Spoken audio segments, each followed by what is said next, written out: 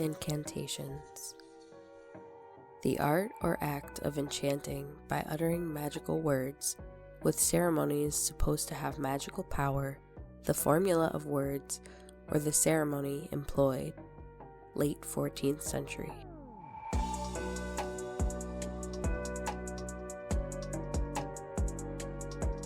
The word for incantation comes from 13th century Old French, incantation, meaning spell or exorcism.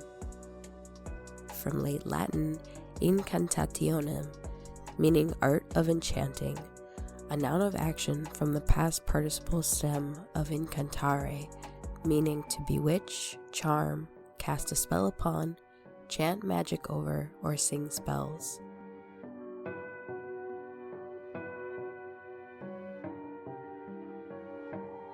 An incantation is meant to summon something into being. They can be sung, chanted, spoken, or written.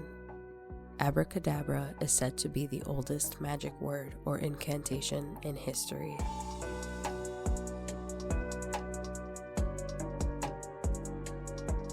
The origins of the word abracadabra are debated, but some scholars believe that it comes from the Hebrew phrase ha-braka-dabra, which means the blessing has spoken.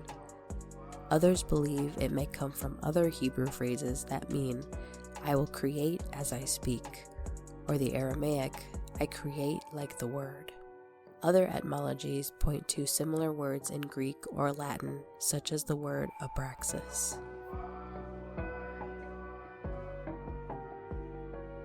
The phrase abracadabra is classified as a reductive spell, meaning that the full word should be written on the first line, and then on the next line written with a letter reduced.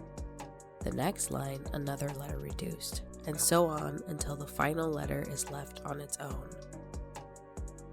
A reductive spell was meant to get rid of pain or illness. The idea was that by reducing the letters as the spell went on, it would reduce the pain or illness. The Roman Emperor Caracalla had a physician, Serenus Simonicus, who prescribed malaria sufferers to wear an amulet with abracadabra written on it in the form of a triangle. He claimed that the power of the amulet would make diseases go away.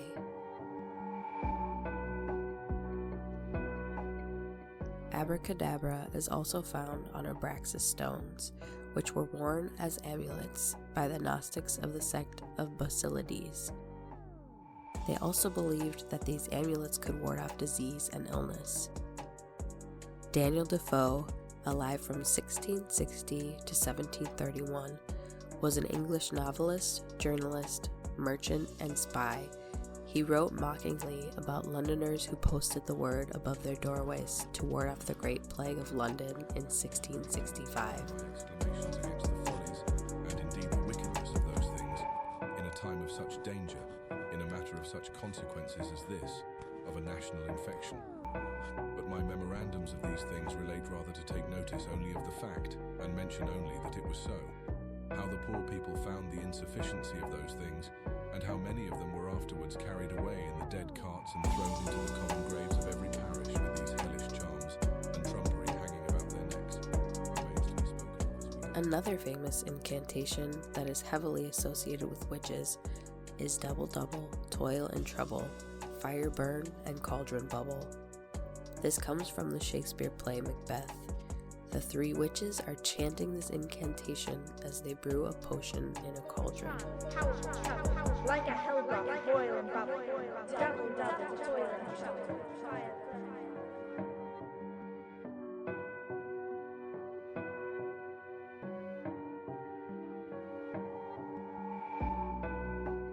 The Norse god Odin, the god of magic, inspiration, and poetry, is sometimes referred to as the Great Singer, and the Havamal, the long poem consisting of shorter poems or rune songs, can be seen as a collection of chants or incantations.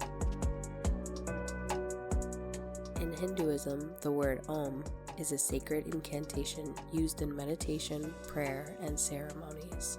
Also in Hinduism, some mantras are incantations that consist of powerful sounds that do not create actual words.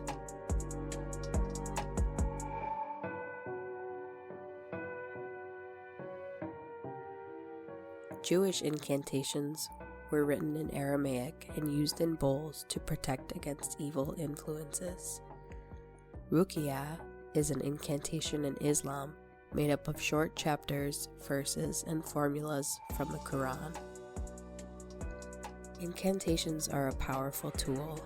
While the Bible condemns incantations, spells, or magic of any kind, many rituals within a church service can be seen as incantations.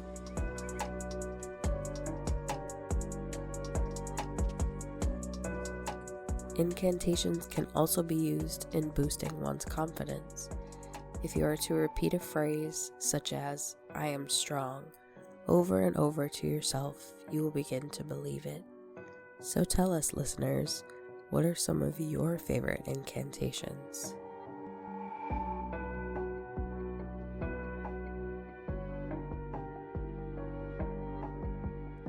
Thanks for listening, and fuck yeah, folklore. Fuck yeah, folklore.